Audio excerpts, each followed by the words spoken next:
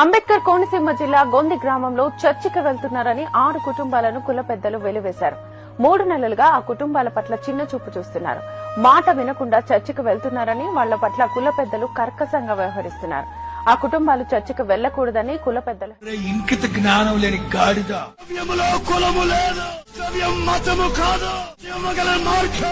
ఇంకిత జ్ఞానం లేని గాడిద. క్రైస్తవ్యం అంటే మత మార్పిడి కదరా పెచ్చోడా. మతి మార్పిడి మత మార్పిడి కాదురా పెచ్చోడా.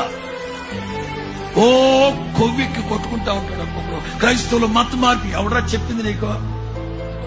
మత మార్పిడి కాదురా మతి. మనస్సు మారాలి.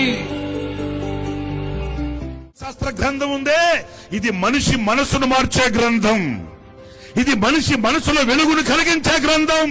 మనిషిని మనిషిగా సమాజంలో నిలబెట్టగలిగిన శక్తి కలిగిన గ్రంథం. మనిషికి మానవ విలువను కలిగించి మానవుడిని మానవునిగా బ్రతకమని బోధించే సుచరిత్ర కలిగిన ఏకైక గ్రంథం.